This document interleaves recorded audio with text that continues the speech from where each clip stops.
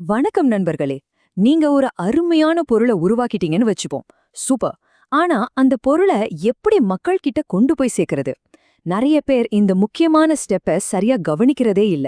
So இன்னைக்கு நாம இந்த டிஸ்ட்ரிபியூஷன் சேனல்ஸ், அதாவது விநியோக வழிகளை பத்தி தான் விரிவா பார்க்க போறோம். நீங்க ஒரு சூப்பரான ப்ராடக்ட்ட செஞ்சுட்டீங்க. அடுத்து என்ன? இந்த கேள்விதான் இங்க ரொம்ப முக்கியம். ஒரு நல்ல பொருளை உருவாக்குறதுக்கும் அத கஸ்டமரோட கையில கொண்டு போய் சேர்க்கறதுக்கும் நடுவுல ஒரு பெரிய இடைவெளி இருக்கு. இந்த டெலிவரி டைலமாவ நாம எப்படி சரி செய்ய போறோம்? வாங்க பார்க்கலாம். முதல்ல ஒன்னு புரிஞ்சுக்கணும். டிஸ்ட்ரிபியூஷன்னா சும்மா பொருட்களை ஒரு இடத்துல இருந்து இன்னொரு இடத்துக்கு அனுப்புறது மட்டும் கிடையாது. அது உங்க பிசினஸோட ஒரு முக்கியமான ஸ்ட்ராட்டஜி. கஸ்டமர்ஸை எப்படி ரீச் பண்றது, சேல்ஸை எப்படி அதிகப்படுத்துறது, உங்க பிராண்டை எப்படி மக்கள் மனசுல பதிய வைக்கிறதுன்னு எல்லாத்துக்குமே இதுதான் அடிப்படை. யோசிச்சு பாருங்களேன். கரெக்டான ப்ராடக்ட் கரெக்டான கஸ்டமருக்கு கரெக்டான நேரத்துல போய் சேர்ந்தா அது எவ்ளோ பெரிய வெற்றி. அதுதாங்க ஒரு நல்ல டிஸ்ட்ரிபியூஷன் ஸ்ட்ராட்டஜியோட கோல். இது மூலமா நீங்க கஸ்டமர்ஸை திறமையா ரீச் பண்ணலாம், உங்க லாஜிஸ்டிக்ஸை இம்ப்ரூவ் பண்ணலாம், பல வழிகள்ல விற்பனையை உருவாக்கலாம். சரி, அப்போ என்னென்ன வழிகள் இருக்கு? வாங்க நம்ம கிட்ட இருக்கிற ஆப்ஷன்ஸ் என்னன்னு ஒரு மேப் மாதிரி போட்டு பாப்போம். உங்க ப்ராடக்ட் ஃபேக்டரியில இருந்து கஸ்டமர் கைக்கு போறதுக்கு என்னென்ன பாதைகள் இருக்குன்னு இப்போ நம்ம ஆராயலாம். எந்த சேனலை செலக்ட் பண்றதுங்கிறதுல இருக்கிற பிளஸ் மைனஸை புரிஞ்சுக்க முதல்ல இந்த சிம்பிளான கம்பேரிசன்ல இருந்து ஸ்டார்ட் பண்ணலாம்.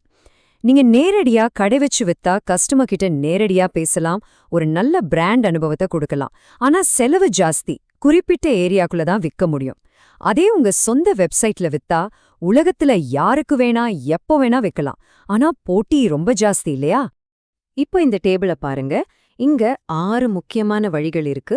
ஒன்னொன்னா பாப்போம். முதல்ல ரீட்டெயில், அதாவது நம்ம ஊர்ல இருக்கிற மாதிரி நேரடி கடைகள். இதுல கஸ்டமர் கூட நேரடியா பேசலாம், ஆனா செலவு ஜாஸ்தி. ரெண்டாவது ஆன்லைன். இதுல உலகம் முழுக்க ரீச் கிடைக்கும், ஆனா போட்டி பயங்கரமா இருக்கும். அடுத்து ஹைபிரிட், அதாவது ஆன்லைன் ஆஃப்லைன் ரெண்டையும் சேர்த்து பண்றது. அப்புறம் நேரடி விற்பனை, சேனல் பார்ட்னர்ஸ், மொத்த விற்பனைன்னு ஒவ்வொன்னுக்கும் சில நன்மைகளும் சில சவால்களும் இருக்கு. உங்க ப்ராடக்ட்டுக்கு இதுல எது சரியா வரும்னு நீங்க தான் யோசிக்கணும். இவ்ளோ ஆப்ஷன்ஸ் இருக்கும்போது எது நமக்கு சரின்னு எப்படி முடிவு பண்றது? அதுக்கு தாங்க நமக்கு ஒரு காம்பஸ் மாதிரி ஒன்னு தேவை. அதாவது சரியான பாதையை செலக்ட் பண்ண ஹெல்ப் பண்ற சில முக்கியமான அளவுகோல்கள். மார்க்கெட் ரீச், காஸ்ட், பிராண்டிங் மேல உங்களுக்கு எவ்வளவு கண்ட்ரோல் வேணும், எவ்வளோ சீக்கிரமா மார்க்கெட்டுக்கு வரணும், அப்புறம் ஒரு பிசினஸை எவ்வளோ பெருசாக்க முடியும். இந்த 5 விஷயங்கள் தான் உங்க முடிவெடுக்க ஹெல்ப் பண்ண போகுது. இதுல உங்க பிசினஸுக்கு எதுக்கு அதிக முக்கியத்துவம் கொடுப்பீங்கன்னு நீங்க தான் முடிவு பண்ணணும்.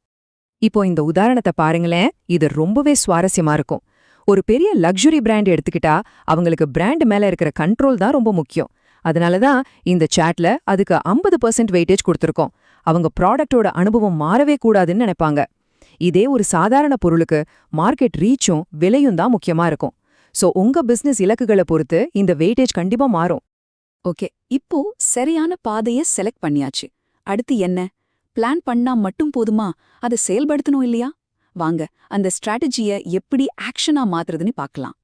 இந்த 3 சிம்பிள் ஸ்டெப்ஸ் மூலமா உங்க பிளானை ஆக்ஷனுக்கு கொண்டு வரலாம். முதல்ல ஃபேஸ் 1 ஃபவுண்டேஷன். உங்க வேர்ஹவுஸ், ஸ்டாக் சிஸ்டம்ஸ், பார்ட்னர்ஸ் எல்லாத்தையும் ரெடி பண்ணுங்க. ரெண்டாவது ஃபேஸ் 2 லான்ச் பண்ணுங்க.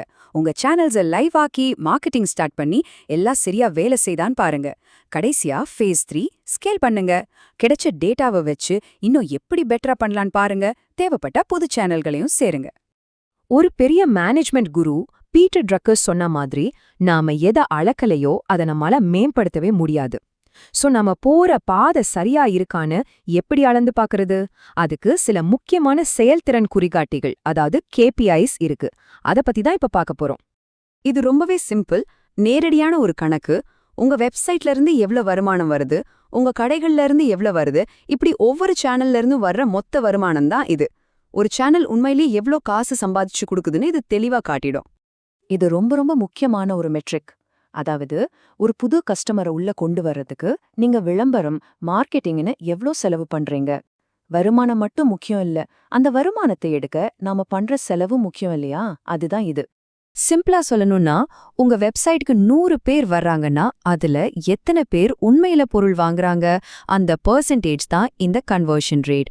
ஒரு சேனல் ஆர்வத்தை உண்மையிலேயே விற்பனையா மாத்துறதுல எவ்வளவு திறமையா இருக்குன்னு இதை வச்சு தெரிஞ்சுக்கலாம். இதுதாங்க பாட்டம் லைன். கடைசியா எல்லா செலவும் போக ஒரு சேனல் உண்மையிலேயே நமக்கு லாபம் தருதா இல்லையான்னு சொல்றது இந்த ROI தான். ROIனா ரிட்டர்ன் ஆன் இன்வெஸ்ட்மெண்ட். இது வருமானத்தையும் செலவையும் ஒன்னா சேர்த்து பார்க்கறதால இதுதான் ஒருவேளை ரொம்ப முக்கியமான மெட்ரிக்காக இருக்கலாம். சரி, கடைசியா இந்த ஒரு கேள்வியோட இந்த பகுதியை முடிச்சுக்கலாம். எந்த டிஸ்ட்ரிபியூஷன் சேனல்ஸோட காம்பினேஷன் நம்மளோட ரீச்சை அதிகப்படுத்தி செலவை குறைச்சு கஸ்டமர்ஸையும் சந்தோஷமா வைக்குது? இதுக்கு பதில் தேடுறது ஒரு தொடர் பயணம். இது ஒரே நாள்ல கிடைக்காது. சோ தொடர்ந்து டெஸ்ட் பண்ணுங்க, கத்துக்கோங்க, முன்னேறுங்க. நன்றி.